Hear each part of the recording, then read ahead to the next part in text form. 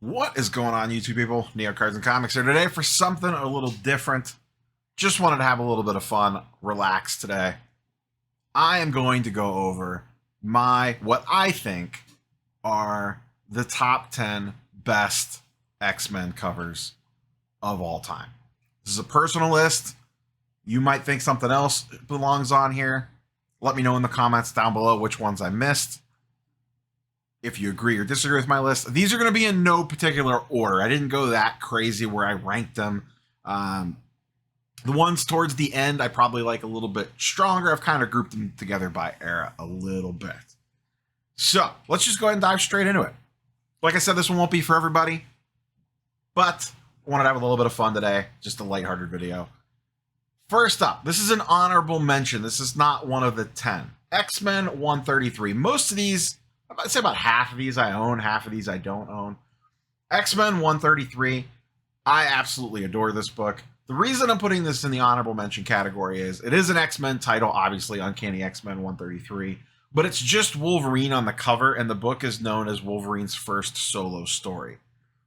To me, it's an iconic cover, but it is more of a Wolverine cover than an X-Men cover, but I wanted to include it on the list just due to its overall significance to Wolverine, and it is technically an X-Men book, part of the Dark Phoenix saga. It's one of my favorite books in my X-Men collection. So that's our honorable mention. And then I got one cheat too, but it'll make sense when we get there. No list would be complete without Giant Size X-Men #1. It's an iconic cover. It introduces the new team with them bursting through the page. There's not a whole lot to be said about this. We're going to get a very similar version to this one here in a couple books that we'll talk about, but I don't know how you can have a list with top 10 best X-Men covers and not have Giant Size X-Men #1 on it. Is it cliche? Yes. Does it require a slot? I personally think so. Once again, another absolutely fantastic book in my collection. Makes a great display piece. You see this thing a mile away and you know exactly what it is. Next up, 101. First appearance of the Phoenix. Amazing shot of her coming up out of the water. I always really liked the way Cyclops looked in this one with him like half drowning, and just I always liked the classic Cyclops with the blue, full head thing and the yellow visor. This one is one that I am missing from my collection. It is one that I am actively hunting for on a nearly daily basis. I'm just being very picky about it. This in a nice high grade. The color just really pops on it. Great looking cover, great book, iconic character. You know exactly what cover that is, being halfway across the Comic-Con convention floor when you see that on someone's wall books. Another all-time classic, X-Men 50 Steranko cover. Second appearance of Polaris, not her first. The notable thing here is the first time the X-Men logo was used in the block lettering format, which is iconic today and has been used since this initial inception. A key piece in any X-Men collector is kind of like a must-have piece. Cover looks absolutely fantastic. Polaris, obviously not the biggest character in the world, but this cover just really pops and has the special meaning of being the first cover with the block style X-Men lettering. A little bit under the radar on this one. X-Men 112. I've always, this is kind of where we get into more of the personal biases. I've been pretty chalked to this point. I've always really liked this cover. I have this in a 9.6. In a 9.6, you could pick this up for pretty reasonable prices. You can even go a grade lower, 9.4, 9.2, and get it really, really cheap. Makes a great display piece. I am a sucker for burn X-Men artwork, especially when they are fighting Magneto. I don't know why. I always liked his Wolverine a lot too. Just Wolverine whooping, or just Magneto whooping on the X-Men. Always really, really like this cover. There's another book that goes hand in hand with this. I do not have that one. I believe it is 113, where Magneto's fighting the X-Men in his base, and the base is coming down around him. The whole X-Men team's laying down. It's kind of him and Dark Phoenix, or Phoenix, fighting back and forth. I always really like that one as well. That one is on my list to eventually pick up. So kind of a more off the grid, off the radar one here versus some of the mainstream ones that we've had so far. I teased this one earlier. This is kind of a ripoff of Giant Size X-Men #1. This is Uncanny X-Men 126. Always really like this cover as well. Very similar to the Giant Size X-Men 1 with them ripping through the cover. I also like books that show the whole X-Men team, like the current X-Men team iteration. We'll get a little bit more into that here in a couple books. This is one that I don't have, but is frequently on my save search list. I am always watching this book, waiting for one to come up for auction. I would really like it in a 9.6. This is one you got to watch. A lot of them are off-centered, where you can kind of see the spine on the left-hand side a little bit, and this is one that it really sticks out when the wrap is not nice and clean on it. So it's one that you always want to watch that for. Classic one here, X-Men 98. Another one kind of off the radar a little bit. Anytime you get the near full X-Men team, or in this case, the full X-Men team, basically, fighting the Sentinels on a cover, I am in. I am in.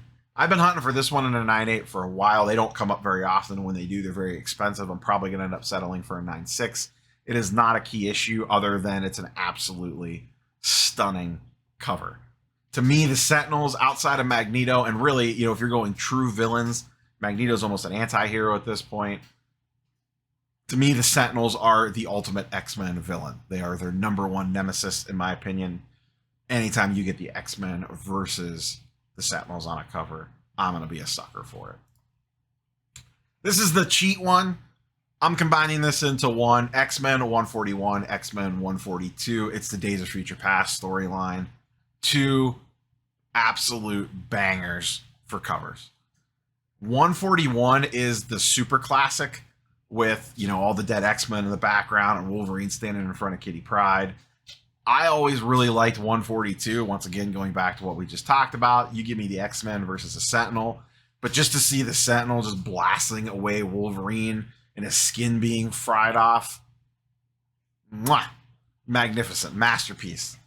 I have both these in a 9.8. They prominently display them underneath my HasLab Sentinel on a very frequent basis to kind of fit the theme and the motif, but you can't, to me, you can't unhook these two. So they deserve to be paired together on any list like that. And it also lets you squeeze in an extra one. Let's get a little bit more modern here. X-Men 11. I've talked about this cover in this book a million times. There is a unique, it's called the Pressman variant, where the orange background is silver. It is extremely rare. It came in a board game. I would love one in a 9.8. They are very expensive and very, very rare, but it looks fantastic. This is a lot of people's X-Men team. This gets back into what I was talking about before with bonus points if the whole X-Men team is on there. The thing with this one is it is the Jim Lee X-Men team, but it is also very, very close to the Saturday morning cartoon team. Other than Psylocke, add in Jean Grey and Storm, and you have the Saturday morning X-Men team. So for this, it hits a lot of those vibes, and it is just... I said I didn't put these in any particular order. This one is definitely in my top 2.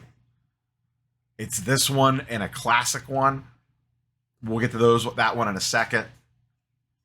I have always adored this cover. From the time I was a kid to when this first came out on the newsstand, all the way up into now. When I got back into comic book collecting early on in COVID, it was one of the first books that I bought in a 9.8. Was this one, purely for display purposes. It's actually on display behind me right now. It's kind of what gave me the idea to do this video, actually.